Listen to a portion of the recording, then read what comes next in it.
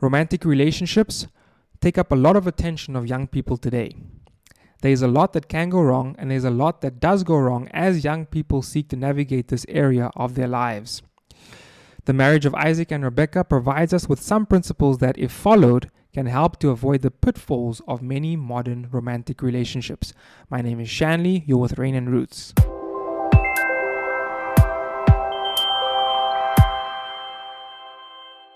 So we're going to look at relationships, and we're going to use the story of Isaac and Rebekah to draw some principles. Of course, the story of Isaac and Rebekah is very old, but the principles still remain true to this day. And there are many lessons, many principles that we can draw from the story of Isaac and Rebekah, but in this video, we're specifically going to be looking at the topic of age. What's the right age to be considering marriage or to be getting into a relationship? So the scripture that we're going to be using is found in Genesis 24. And Genesis 24 is a story of how Isaac and Rebekah actually met. And just to give you some background, so Abraham realizes that it's time that, he's getting old and it's time for Isaac to get married. And so he sends his servant to a place. He sends his servant quite far from where he actually stays. And he sends him to a place where there are distant relatives. And while the servant, is on his journey and he arrives at this place, he asks God for a sign so that God could point out for him who is the right person or who would be a good person for Isaac to be married to. And the sign essentially is that, you ask God that if a lady comes to the well to draw water, and he asks her for water, that she would offer to draw water for his camels as well. And Rebekah appears in verse 15 of Genesis 24. So let's go there. Genesis 24, and she appears in verse 15. The Bible says, "And it came to pass, before he had done speaking, that behold, Rebekah came out, who was born to Bethuel, son of Milcah, the wife of Nahor, Abraham's brother, with her pitcher upon her shoulder." And verse 16 to 18, it says, "And the damsel was very fair to look upon, a virgin, neither had any man known her. And she went down to the well, and filled her pitcher, and came up. And the servant ran to meet her, and said, Let me, I pray thee, drink a little water of thy pitcher. And she said, Drink, my lord. And she hasted, and let down her pitcher upon her hand, and gave him to drink." Okay, so Rebekah comes, and she gives him some water to drink, and then also it says that she offers to give water to his camels as well. And so he realizes that his mission has been successful. God has answered his prayer. God has given him the sign that he requested, and now he knows that this is the person that Isaac should be married to. And so he asks if she'd be willing to marry Isaac. He asks if she would come with him. He also makes right with the family, gives them whatever gifts that he has with him, gifts from Abraham. And then he travels to meet Isaac. And then in verses 63 to 66, that's where we see Isaac.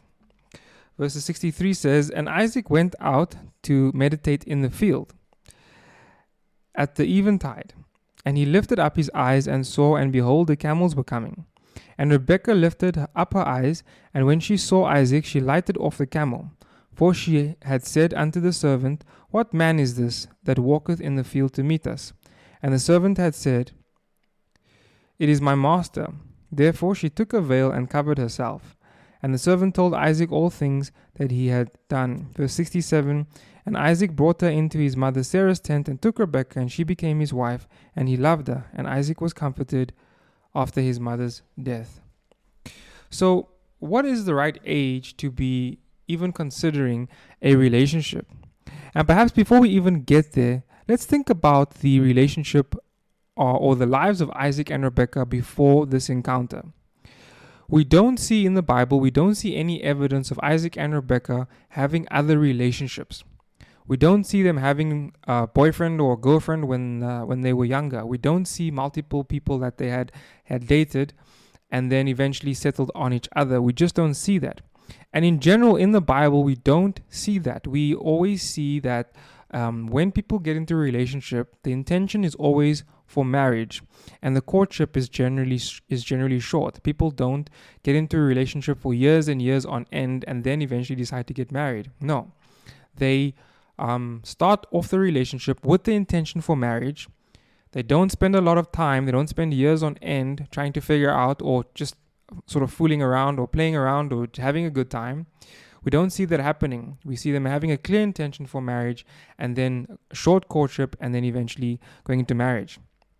And so when we even think about what is God's way and what is God's purpose for relationships and marriage, we need to think about this from the outset. We need to think that any relationship that I get into with the opposite sex, if it's not with the intention for determining the suitability of the other person for marriage, if that's not my intention at the outset, then already I'm on the wrong track. I'm already not doing things the way God would have me do it. And so whenever we get into a relationship, we always need to be thinking about whether or not this is going to be leading to marriage, and whether or not, and we need to get into the relationship with the understanding that the purpose of the marriage is for determining suitability the purpose of the relationship. Whenever we get into a relationship, we need to get into the relationship with the understanding that the purpose of this relationship is to determine our compatibility and our suitability for marriage. So, if you get into a relationship and you're not considering marriage at the outset, then you are in violation of God's principles. And you might say, well, I'm in this relationship, but I'm not ready for marriage, so I'm not considering marriage. Well, if you're not ready for marriage, then you shouldn't be in a relationship in the first place.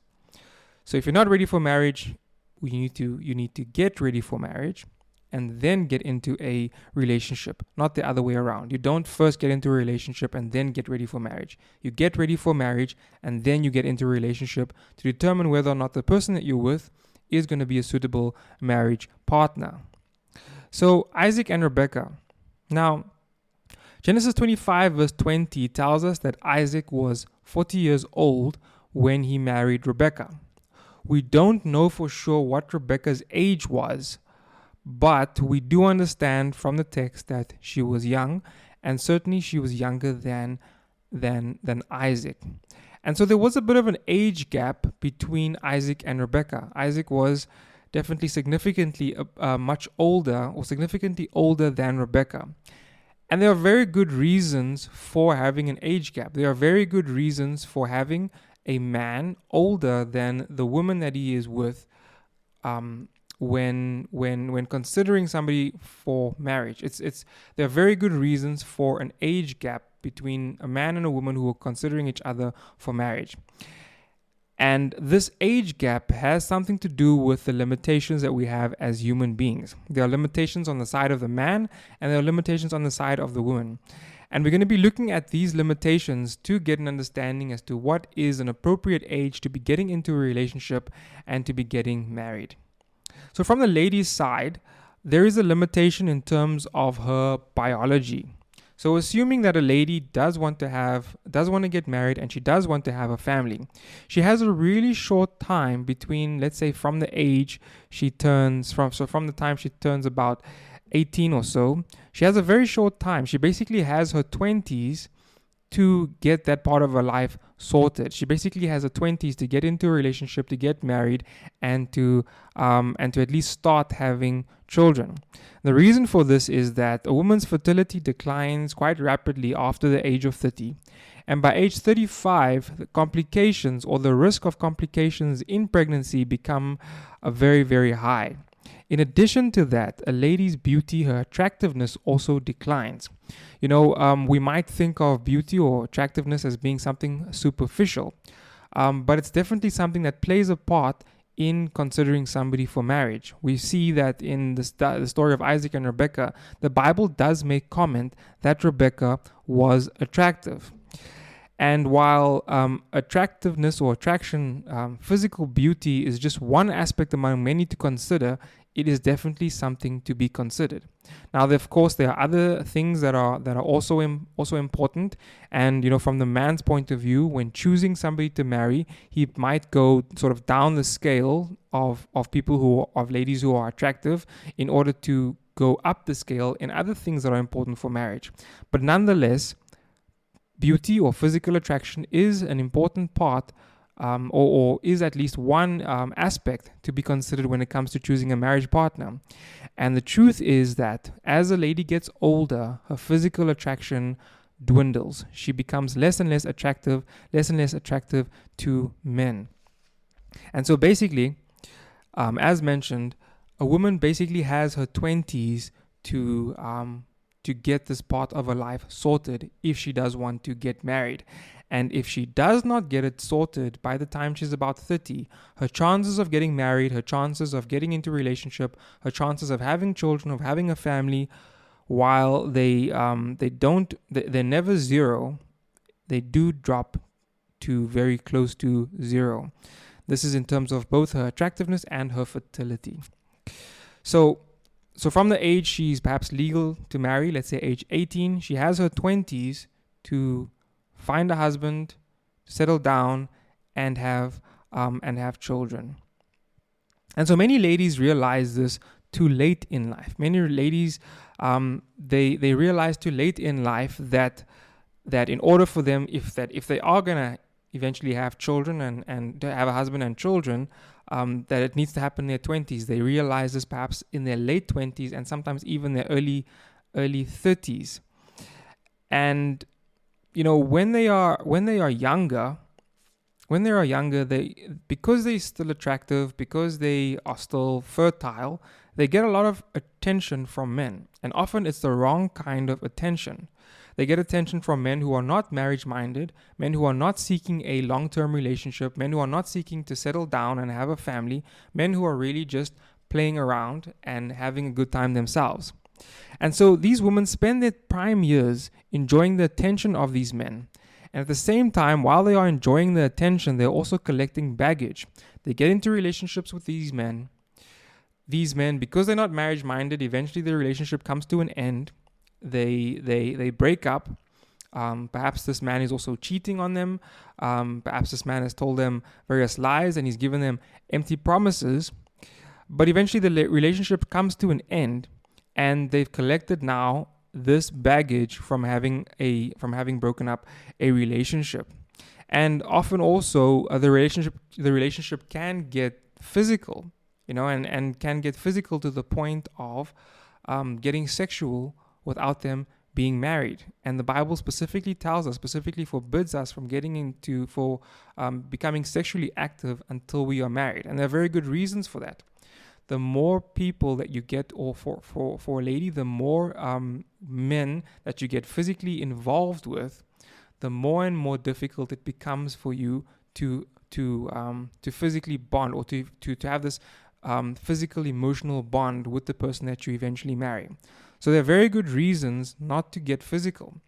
But while you are younger, with every single relationship that you get into, the more and more opportunities there are to become physical with somebody, and the more likely you are to actually become physical.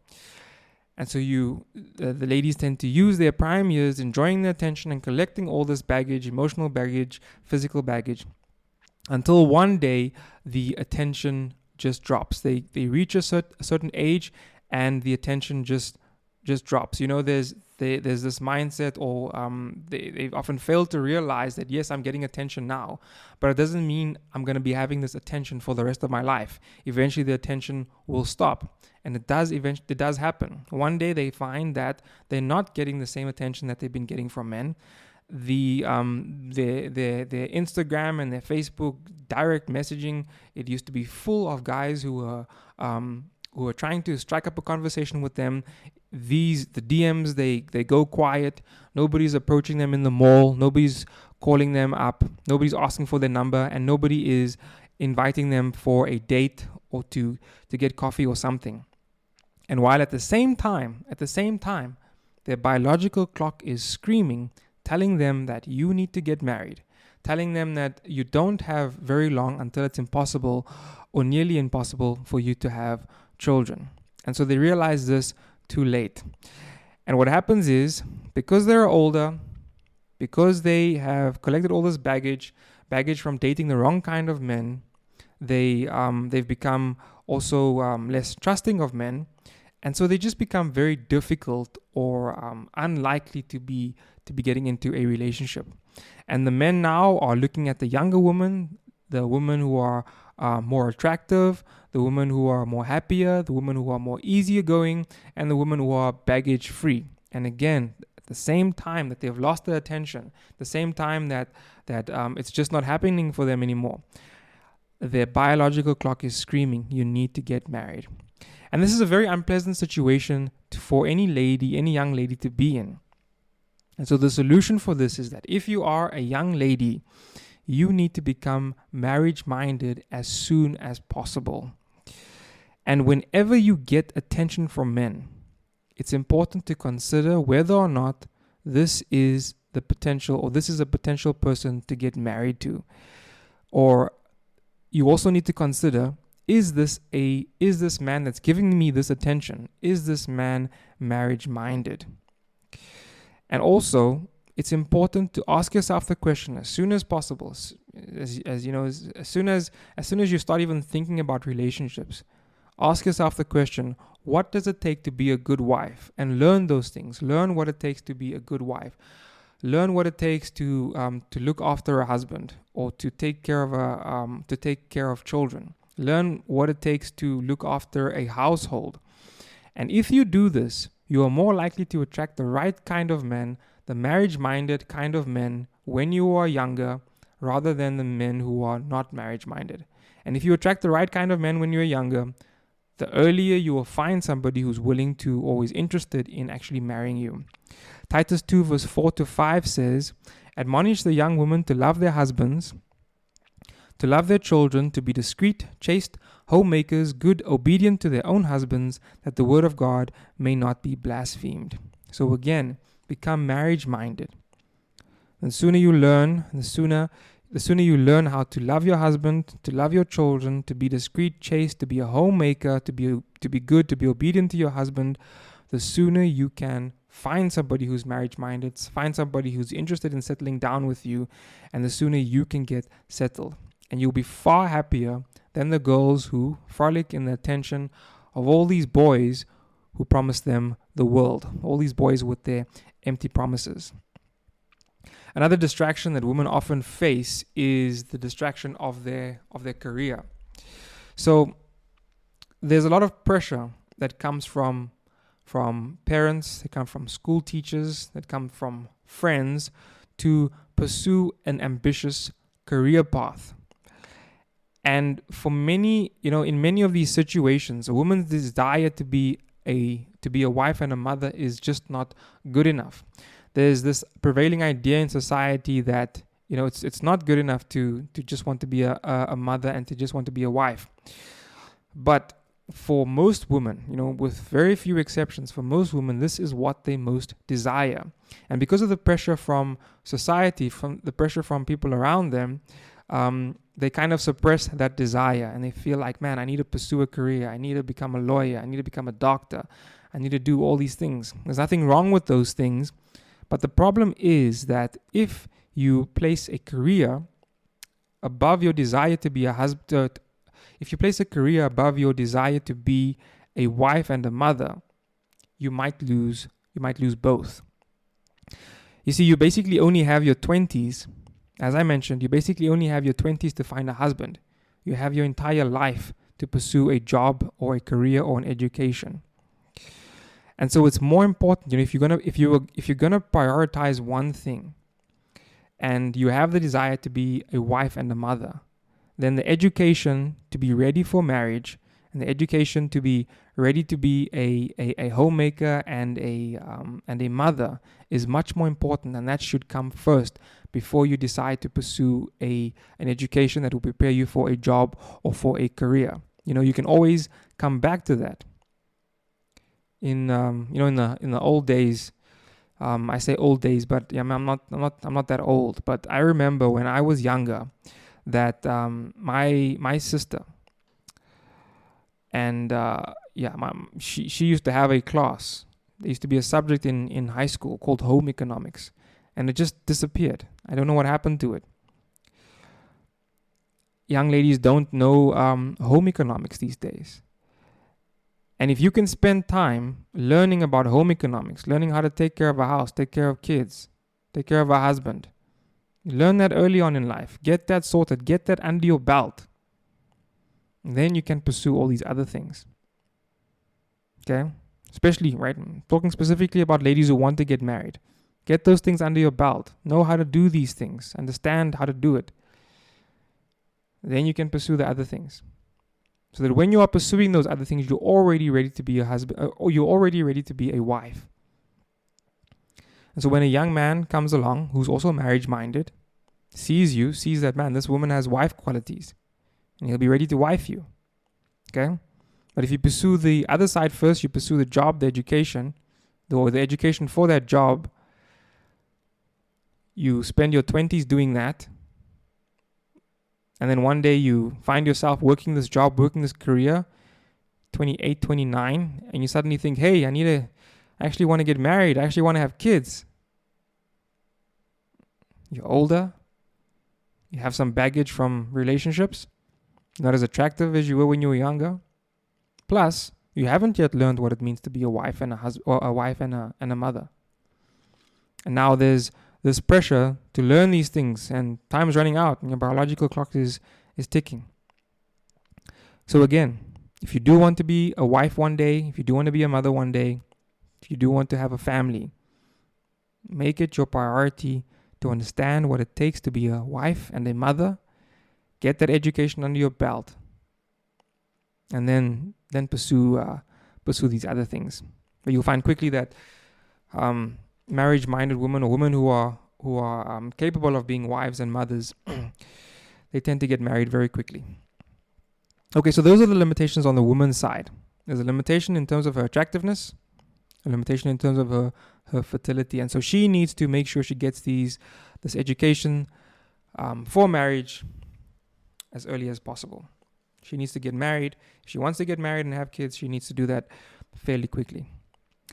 What are the limitations from the man's side? Okay, from a man's side, a man who wants to have a relationship or wants to get married one day, his limitations are material and spiritual. In other words, a man needs to have enough means, enough wealth. He needs to have an education to be able to support a family, to be a husband and to be a father. He also has a spiritual limitation. So he needs to have the spiritual capability, the spiritual acumen to be a spiritual leader of his household. And a man or young man who is in his late teens or his early 20s is definitely not ready to take on the duties of a husband, of a father, and to be a spiritual leader for his family. Okay? So he needs these things. So that's his limitation. He's just not ready. And so for a man, on the woman's side, she needs to get this done as soon as possible. For a man, he needs to take his time. He needs to spend his earlier years, 18 to 30. Not saying he's only going to get married at 30, but he needs to spend those earlier years from 18 to 30 gaining knowledge and growing spiritually. Gaining knowledge so that he can get a good job, or that he can start a business, or that he can grow a business. And growing spiritually so that he can be able to lead a family spiritually. And so a man who takes his time and uses his earlier years to learn how to be, or to gain wealth and to grow spiritually, that man is better prepared and better able even to choose a woman who can be his wife. Young men often suffer with something called one-itis. They find a girl. He's in his late teens, his early 20s. He finds this girl and he's like, man, she's the one for me. She's the only one I want. Everything in my life has prepared me to be with this girl. She's the one. that young man is naive, he is inexperienced, he has a lot to learn in life. But as he gets older, as he gets wiser, as he gains knowledge, as he grows spiritually, as he gains more wealth in terms of his material wealth and wealth in terms of his spiritual wealth, as he does that, he becomes better prepared and in a better position to make a good choice when it comes to a wife, a marriage partner. He also understands that he has a little bit more power. Power, the right word? I don't know. He also understands that he has the option to select someone. He's not bound by infatuation. He's more level-headed. He can make a better decision. And so he's better able to choose somebody to be his companion. Proverbs 31 verse 3 says, "Do not give your strength to woman, nor your ways to that which destroys kings."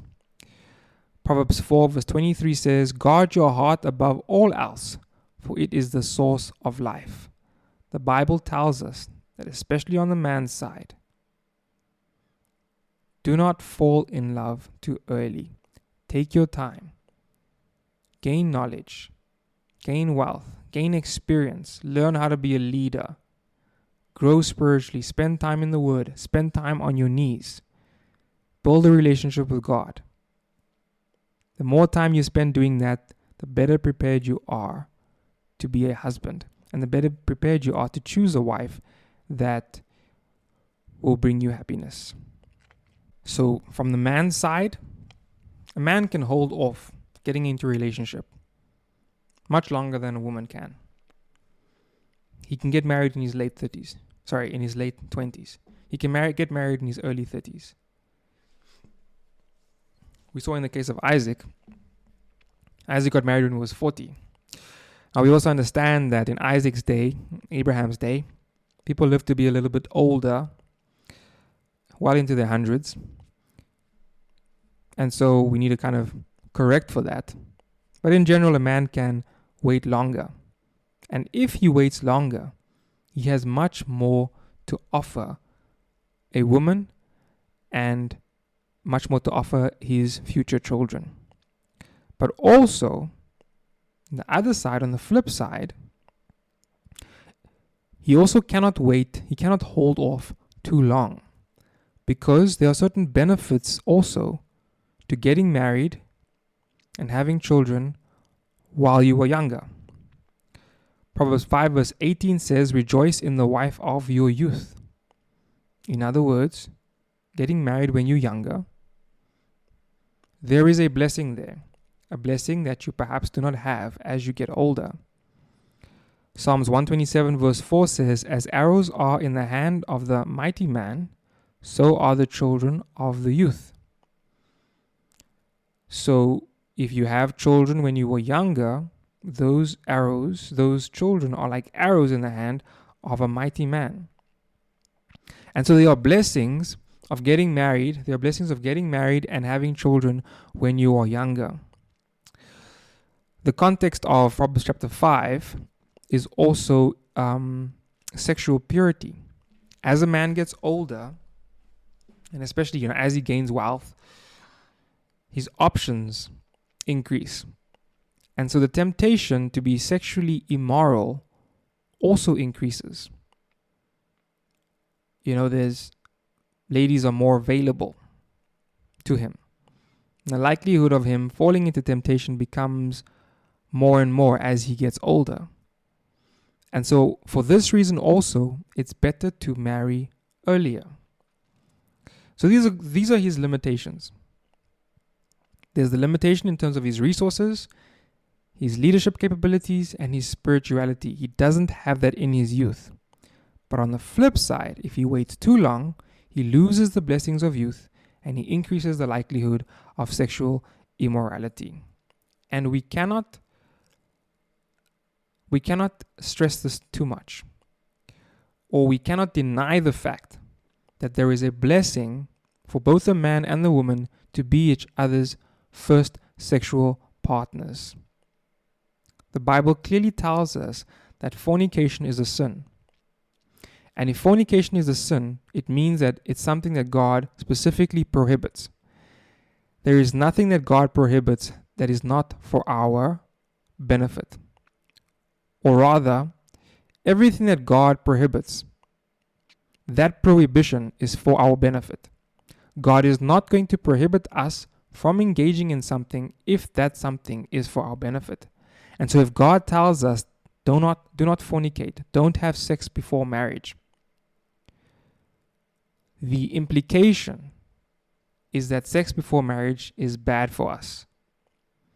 God is not arbitrary. God is the one who created us. He knows how our human machinery works. And if He says, don't have sex before marriage, then He knows that our happiness, our greatest joy will come, our greatest joy in marriage, our greatest fulfillment in marriage will come from us not having fornicated. We will be more blessed. We will have a greater marriage experience if we do as God says and we are each other's first sexual partners. Of course, if you've already fallen into sexual sin, you can ask for forgiveness. Of course, wounds may heal, but scars remain.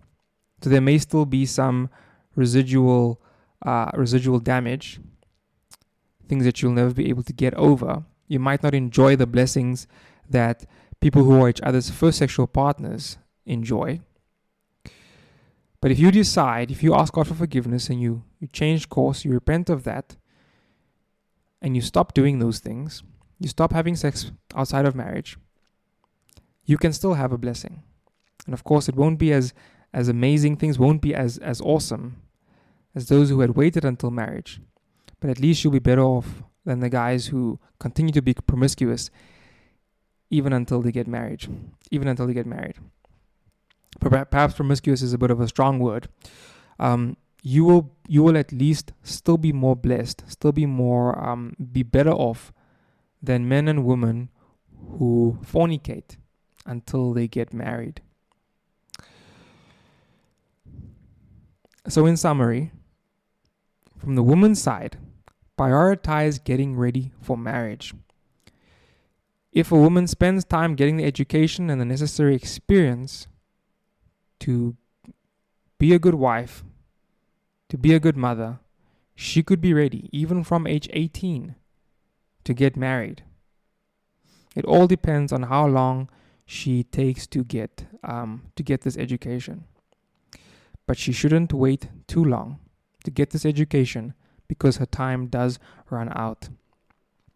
From the man's side, prioritize gaining knowledge, gaining wealth, and you could be ready from around age 25 to 30, again, depending on how much time you spend doing this.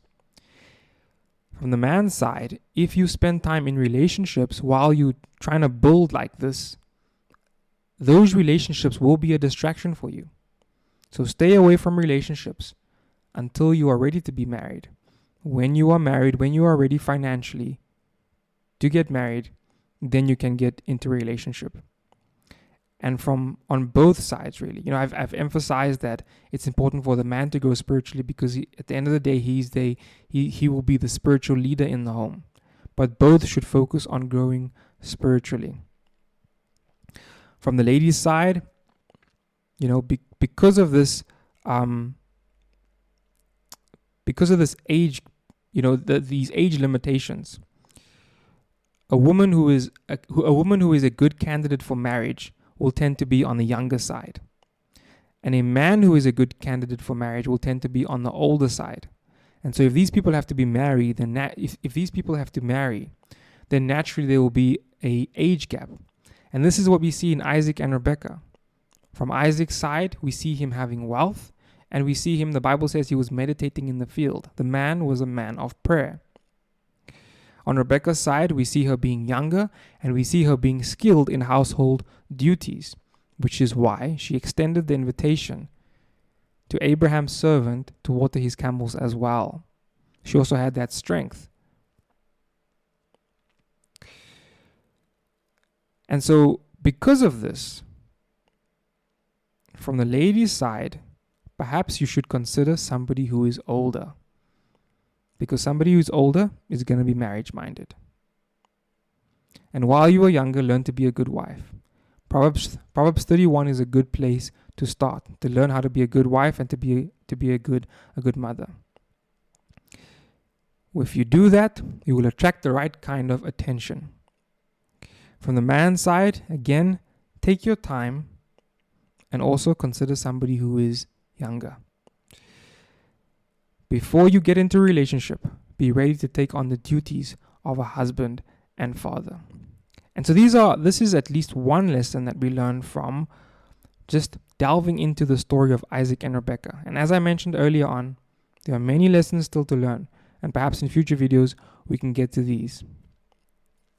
But I hope this has been helpful, and I hope that from the lady's side that you don't take your time, and from the man's side that you do take your time and grow spiritually, gain knowledge, gain wealth.